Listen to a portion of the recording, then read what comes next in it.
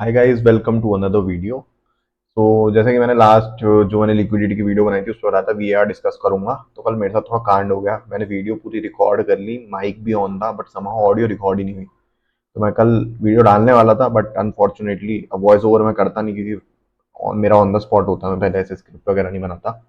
तो इसलिए I am making another video. Same ही रहेगा, वो बना हुआ है material. I just want to explain you and give you an overall of हमने क्या क्या डिस्कस करने वाले हैं। तो आज का एजेंडा रहेगा, पहली बात तो बेसिक्स ऑफ वीएआर, ठीक है, और कि वीएआर के टाइप कौन कौन से होते हैं। तो उसमें हम डिस्कस करेंगे कोवेरिएंस, वेरिएंस और हिस्टोरिकल, कि हम हिस्टोरिकल डेटा से कैसे वीएआर प्रिडिक्ट करते हैं, वीएआर का यूज क्या होता है, और जब वीआर की वैल्यू आती है तो उसको इंटरप्रेट कैसे करते हैं ऑन अ कॉर्पोरेट लेवल। ठीक है ना, कि कॉर्पोरेट क्यों यूज करता है वीआर, उसका एडवांटेज क्या है। तो आज हम उसके बारे में डिस्कस करेंगे इसमें, ठीक है। तो जैसे कि आपने देखा है कि ये सामने आपको दिख रहा बड़ा बड़ा लिखा हुआ VAR. VAR means value at risk, which means the total amount of value in a portfolio, the total amount of loss that any portfolio will incur in one day, because we are taking time frame of one day for a specific interval and for a specific specific interval मतलब confidence interval। Basically कहता है the maximum amount of loss that a portfolio will incur for at a specific time period and for a specific confidence interval। अब जैसे तुम्हें दिख रहा है ना, ये मैंने पेन से बनाया था, फिर से बना देता हूँ अगर तुम्हें चाहिए तो। पहले यही समझाना, चलो ये नॉर्मल डिस्ट्रीब्यूशन का एक मैंने डायग्राम बनाया, बिल्कुल बेसिक, ठीक है ना। अब हमने अगर कॉन्फिडेंस 95 लिया है, तो मैं ये कह रहा हूँ कि 95, I am 95%, let's say portfolio 1 lakh का है, 5,000 बीआर की वैल्यू आती है, तो मैं ये कहता हूँ आई एम 95% कॉन्फिडेंट कि जो हमारा मैक्सिमम लॉस होगा वो 5,000 का होगा। मतलब ये जो 95% यहाँ तक है, इसके जो ये अंदर की वैल्यू है ना, ये टोटल मतलब, ठीक है ना, लॉस है वो इसी यही रेंज करेगा, इसके बाहर नहीं होगा, मतलब इस इंटरवल के बाहर नहीं होगा, कि हम कॉन्फिडेंट है कि हमारा लॉस होगा इसके अंदर ही लाए करेगा। अब कोई पूछ सकता है कि भाई अगर ये बाहर जा रहा है, मतलब कि जो हम 95 इंटरवल के आगे जो 5% बचा है उसमें भी तो लॉस हो सकता है, उसे कैसे प्रेडिक्ट करेंगे। तो वो फ्यूचर में बढ़ाऊंगा, बट उससे लिए हम यूज करते हैं कंडीशनल वीआर। कंडीशनल वीआर क्या करता है, वो ये बताता है कि जब हमारा कॉन्फिडेंस इंटरवल के आगे जितना हमारा लॉस है वो कितना मैक्सिमम हो सकता है। लेट्स से वीआर की जो वैल्यू आई है, बाई चांस हमारा लॉस उससे ऊपर ब्रीच होता है, मतलब 95% आगे एक्सीड करता है, तो कितना एक्सीड होता है और उसकी वैल्यू क्या है, ठीक है ना, वो हम निकालते हैं कंडीशनल वीएआर से। तो एक थोड़ा सा बेसिक है कि वीएआर क्या होता है, कंडीशनल वीएआर क्या होता है। की पैरामीटर वैल्यू एट रिस्क निकालने के होते हैं, आपका टाइम पीरियड पता होना चाहिए, ठीक है, कॉन्फिडेंस इंटरवल पता होना चाहिए। कॉन्फिडेंस इंटरवल सबको स्टैट्स में पता ही होगा, ठीक है, नहीं होगा तो इस पर वीडियो बना दूंगा मैं, अच्छी वीडियो बनेगी इस पे, ये शॉर्ट्स डाल दूंगा इस पे, वो बेटर रहेगा, ठीक है ना। पोर्टफोलियो वैल्यू कितनी है, क्योंकि भाई जब हमें टोटल पोर्टफोलियो की वैल्यू पता हो या कितना हमें वैल्यू हेज करनी है उसकी वैल्यू पता हो, उस हिसाब उस पर तो वीआर निकलेगा ना, ठीक है। और इन्वेस्ट और लॉस अमाउंट, कि हमारा लॉस अमाउंट क्या आ रहा है, मतलब वीआर की वैल्यू क्या आ रही है। लेट्स से फॉर एग्जांपल, ये कल मैं निकाल रहा था, आई थिंक, हाँ, ये हमारा पोर्टफोलियो का है 1 लाख रुपए, ठीक है। कॉन्फिडेंस इंटरवल के बेसिस पे जेड स्कोर वैल्यू निकलती है, ठीक है ना। ये इतना बेसिक्स आना चाहिए, अगर नहीं आता है तो बता दो, मैं फिर से बता दूंगा, ठीक है। जेड स्कोर की वैल्यू मतलब 99, हम यहाँ पे 99% कॉन्फिडेंस इंटरवल लेके चले, क्योंकि उसकी मुझे वैल्यू याद है 2.33 में, क्योंकि अभी पीछे कुछ कर रहा था मैं अपना, ऑफिस का ही काम कर रहा था, तो उसमें मुझे वैल्यू जेड स्कोर वो निकालना था वीआर, तो मैंने वहां पे मुझे याद रहेगी वैल्यू 2.33 है, 99%। स्टैंडर्ड डेविएशन पता होना चाहिए हमें, ठीक है, 1.50% है। तो वीआर का बेसिक वैल्यू ये है, कोवेरिएंस वेरिएंस मेथड, ठीक है ना। ये टाइप्स ऑफ वीआर में ना कई सारे होते हैं, हिस्टोरिकल होता है, कोवेरिएंस वेरिएंस होता है, मॉन्टे कार्लो होता है, मेन 3 होते हैं। आज हम डिस्कस करने वाले हैं कोवेरिएंस वेरिएंस और हिस्टोरिकल में कैसे हम प्रिडिक्ट करते हैं, ठीक है। तो वेरिएंस कोवेरिएंस का फॉर्मूला क्या होता है, बेसिकली यही लिख देता हूं मैं, V R equals to S D into confidence Z score value, मतलब कि वो जो भी कॉन्फिडेंस है उस पर जेड स्कोर वैल्यू इंटू आपका टोटल पोजीशन साइज क्या है। This is the basic formula of calculating the V R, बहुत ईजी फॉर्मूला है, ठीक है ना। ये मैं तुम्हें बता रहा हूँ कि निकालते कैसे, क्योंकि तुम भी तो निकालोगे ना वैसे। ये तुम अगर जब जहाँ लीनियर वैल्यू निकाले वहां है, जहाँ पे तुम्हारा पोर्टफोलियो बहुत डायनेमिक और बहुत डाइवर्सिफाइड पोर्टफोलियो, वहां पे कोवेरिएंस वेरिएंस यूज ही नहीं करते। वहां पे बेस्ट है भाई, मोंटे कार्लो सिमुलेशन उठाओ, लगाओ उस पे, 1 लाख आइटरेशन जनरेट करो, 1 लाख आइटरेशन पे तुम्हारा नॉर्मल डिस्ट्रीब्यूशन का ग्राफ बनेगा, ठीक है ना, वो बनेगा ही बनेगा, तुम्हें पता चल जाएगा। मतलब 1 लाख इटरेशन, मतलब सोचो, एक जैसे तुम्हें वो डॉक्टर स्ट्रेंज देखा है, लास्ट मूवी देखी थी, वो कहता है कि मैंने इतने इतने फ्यूचर में जाके इतने सिनेरियो एनालाइज कर लिए और एक में ही हम जीत रहे हैं, तो वैसा ही है मॉन्टे कार्लो, वही है, डॉक्टर स्ट्रेंज ही है, ठीक है ना। वो 1 लाख एनालाइज करेगा और बताएगा कि कितने में वैल्यू डेविएट हो सकती है, मतलब कितना पोटेंशियल लॉस हो सकता है, कितना पोटेंशियल प्रॉफिट हो सकता है। स्टैंडर्ड डेविएशन का आपको एक बहुत ही एक्यूरेट आइडिया पता चल जाएगा आपको, ठीक है ना, बहुत एक्यूरेट आइडिया पता चल जाएगा कि क्या होता है। तो ये आपका बेसिक वीएआर का मैंने दिखा दिया आपको एक न्यूमेरिकल, ताकि आपको आइडिया होना चाहिए। अब आते हैं हम वेरिएंस कोवेरिएंस, मैंने बताया टाइप्स क्या होता है। दूसरा, इसमें वेरिएंस कोवेरिएंस में होता है, इसमें assumption लेके चलते हैं कि डेटा ऑलरेडी आपका नॉर्मली डिस्ट्रीब्यूटेड है। जैसे मैंने आपको बताया था, Z into standard deviation into position size, ठीक है ना। अगली क्या जरूरत है, पहली बात तो वीआर हम यूज क्यों करते हैं। लेट्स से तुम एक ऑर्गेनाइजेशन हो, ठीक है ना, तुमने इस बार तुम्हारा एक्सपोजर है मार्केट में, लेट्स से कि तुमने पैसे क्रेडिट पे सामान उठाया, मतलब तुमने पहले टेबल खरीद लिया, पर अभी पैसे तुम बाद में दोगे या नहीं, या फिर तुम ये कर सकते हो, तुमने टेबल बेची और पैसे बाद में लोगे। टेबल तुम हो आईएनआर, टेबल तुमने बेची है यूएस यूएस वालों को, ठीक है ना, प्राइस लगा वो, तो तुम्हारे पास एफएक्स रिस्क आ गया। एक एग्जांपल समझा रहा हूँ, फॉरेन एक्सचेंज रिस्क। अब जब तुम्हें लेट पैसा आएगा तो तुम्हें थोड़ा नहीं पता उस समय क्या वैल्यू होगी। लेट्स से अगर तुम्हारा यूएस स्ट्रांग हो गया, ठीक है ना, चल उसमें तो तुम्हें थोड़ा फायदा, यूएस स्ट्रांग हो गया मतलब क्या है कि $8 अभी 70 का, तो $8 75 का हो गया, भाई तुम्हें तो लॉस हुआ ना, नहीं तुम्हें तो फायदा हुआ ना। यही अगर यूएस डॉलर डिप्रिशिएट हो गया तो, समझ रहे हो। तो वो सब चीजें हैं, वो इसमें हमें एनालाइज करनी पड़ती है। तो उस इन चीजों को, ये रिस्क है, अब ऐसे रिस्क को मिटिगेट करने के लिए वीआर क्यों यूज करते हैं। वीआर बताता है कि अगर ऐसा कभी फ्लक्चुएशन आता है तो मैक्सिमम कितना लॉस हुआ, तो उस वैल्यू हमें पता चल गया। लेट से अगर 1 लाख के पोर्टफोलियो में 500 रुपए का लॉस हो रहा है, तो अब हम उस 500 रुपए को हेज करने की कोशिश करेंगे ताकि हमारा लॉस कम हो। देखो 100% तो तुम किसी चीज को हेज नहीं कर सकते हैं। रिस्क को हम चार चीज ही कर सकते हैं, 3 या 4 चीजें। या तो तुम अपना रिस्क एब्जॉर्ब कर लो, टेक अ डेंट, या फिर तुम अपने सिस्टम को इतना रोबस्ट बना दो कि वो उसे इम्पैक्ट ही ना करे। लेट से जिस चीज का रिस्क है उस चीज को मॉडिफाई कर दो, उसे एक एसेट बना दो, ठीक है। लेट से अगर मुझे रिस्क है बीमार होने का, ठंड में मुझे रिस्क है बीमार होने का, तो भाई मैं कंबल शॉल चद्दर सब ओढ़ के बैठूंगा ना, ताकि बीमार ना हो। That is what I call as robust system बनाना। तीसरा क्या है, उस रिस्क को पास ऑन कर दो। जैसे तुमने सुना होगा एयर इंडिया का जब प्लेन क्रैश हुआ था, तो एयर इंडिया का जब प्लेन क्रैश हुआ था तो कितने 10,000 पता नहीं 20,000 करोड़ का इंश्योरेंस ट्रिगर हुआ था, मतलब उन्होंने अपना प्लेन इंश्योर करवा रखा था।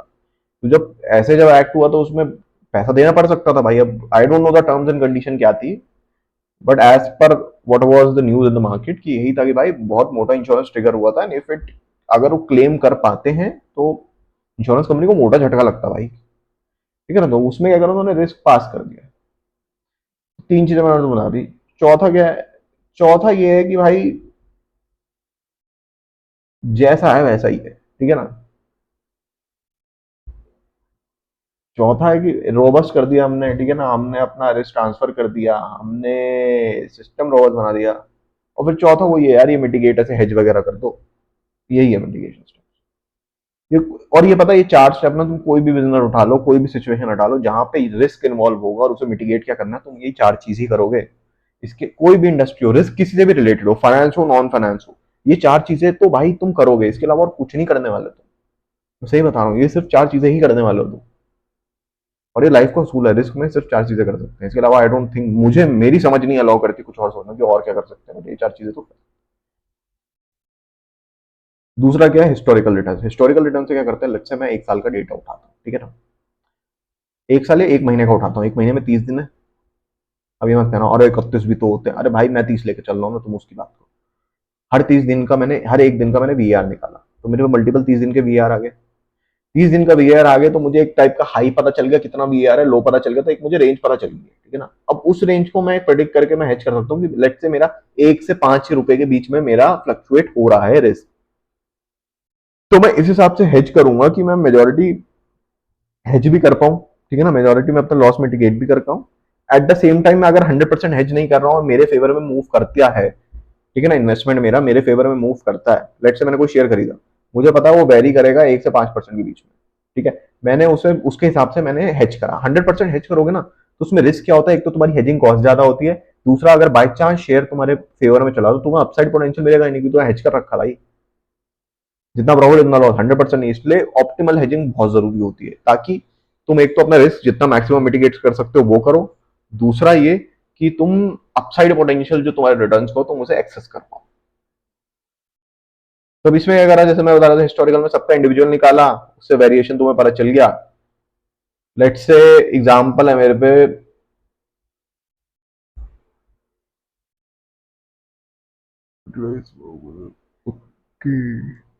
यही है, लो समझ लो मैं जी INR USD है, ठीक है ना। एक महीने का डेटा उठाया मैंने, एक महीने का डेटा, हर उसमें जैसे मैंने तुम्हें बताया मैं BR निकालूंगा। वैसे मॉन्टी कार्लो यूज करना ज्यादा बेटर रहता है इन चीजों में, ठीक है ना। Any time any day Monty Carlo is the best, क्योंकि उसमें आइटरेशन आपको मिल जाती है। बट यार मैं तुम्हें एग्जांपल देख रहा था, मैंने ना एक नोट्स करा था, एक एग्जांपल मैंने करा था, मैं वही ढूंढ रहा हूँ मैंने कहाँ करा था, ताकि मैं तुम्हें समझा सकूँ। ये काफी इंपॉर्टेंट एग्जांपल था यार वो।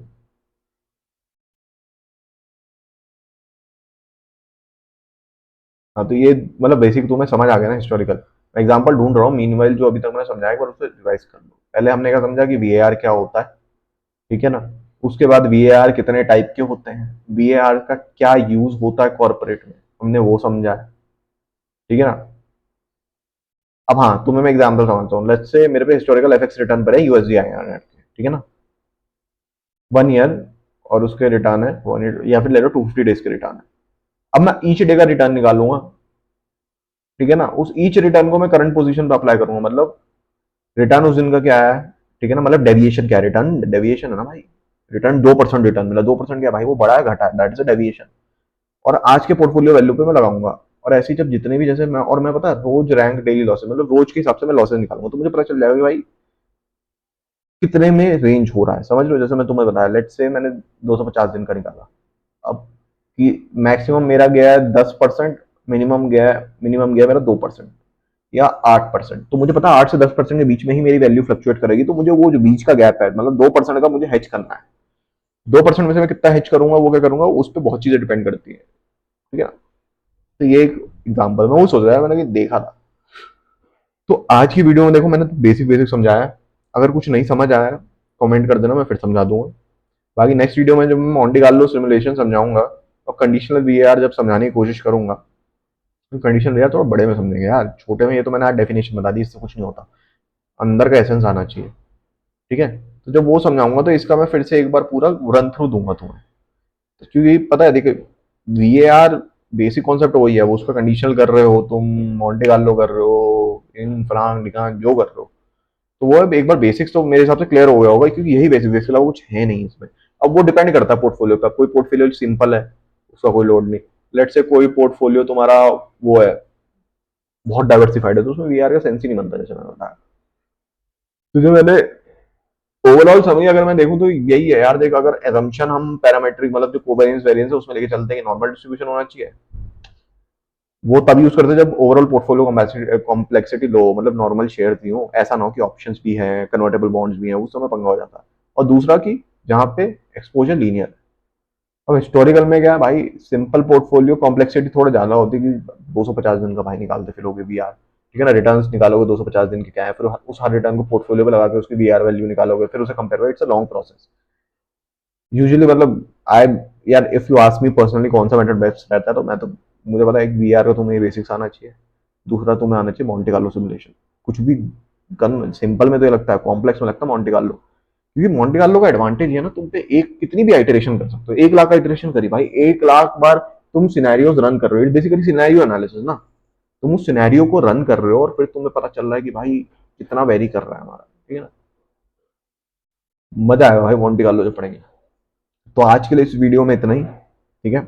आई नो इन्फॉर्मेटिव रही है, देखो समझ आ जाना चाहिए, तुम्हें नहीं आता तो मैं फिर समझा दूंगा। बाकी do like share and subscribe, पुरानी वीडियोस हैं उन पे भी गो थ्रू करो, ठीक है।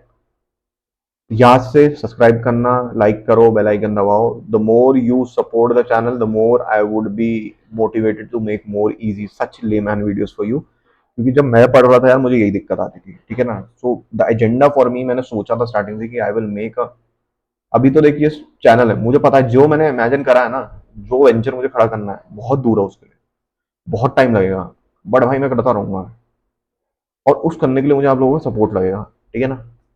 The more people get associated with me, channel उतना बड़ा होगा, मैं उतना आगे, डिजिटल कोर्सेज हो गए, तुम समझ रहे हो, जिन्हें कॉम्पिटेटिव हो गए, कॉर्पोरेट में भाई कॉर्पोरेट गेम अलग होता है, कॉलेज गेम अलग है, कॉर्पोरेट अलग है, कॉर्पोरेट लेवल में जो एक्चुअली होता है ना तेरे कौन से, वो सारे कवर करने वाला हूँ, सो दैट जब कंपनी का जब तुम फिल करते हो ना, देखो पहली जॉब तो कॉलेज लगवा देती है, दूसरी कंपनी में फिल करते हो लिखा होता है ना 5 साल एक्सपीरियंस ऑफ लिक्विडिटी, ये आना चाहिए वो आना चाहिए, तब लगता है कि भाई 5 साल एक्सपीरियंस कहाँ से लाएंगे।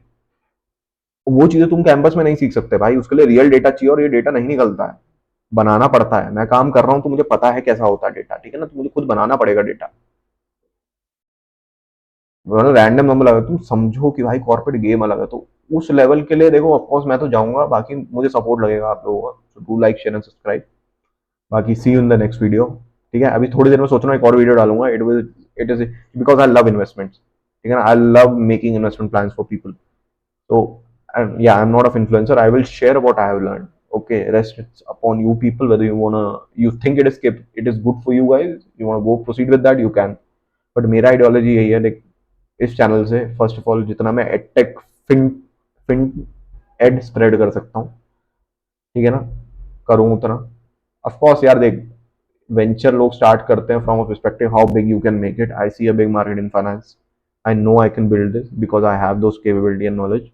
दूसरा थिंग, आई अंडरस्टैंड फाइनेंस, मैं रटा नहीं हूँ, मुझे समझ आता है फाइनेंस, बेशक अगर वी आर में देख 100 कॉम्प्लेक्सिटी, अगर मुझे 100 कॉम्प्लेक्सिटी नहीं आएगी ना, मैं 50 आएगी तो मैं सिर्फ 50 ही कवर करूंगा, बाकी 50 के लिए आई विल टेल समवन जिसे आता है भाई आके इस चैनल पे पढ़ा दे, क्योंकि मेरी सीधी फिलोसफी है तुम्हें समझ आना चाहिए, ठीक है ना, रट के तो भाई कोई भी निकाल लेता है, बहुत कम लोग होते हैं जो समझ आते हैं, क्योंकि पता है कॉर्पोरेट में ना रटा हुआ काम नहीं आता, रटा हुआ फॉर्मूला चिप दोगे, जब रियल टाइम में डेटा फ्लक्चुएट होता है और मैक्रो के हिसाब से सिनेरियो चेंज होते हैं ना, तो कोई रट्टा काम नहीं आता, ठीक है ना, कॉन्सेप्ट आने चाहिए। चलो फिर, बहुत ज्ञान हो गया इस वीडियो के लिए, see you in the next video, again do like share and subscribe, thank you.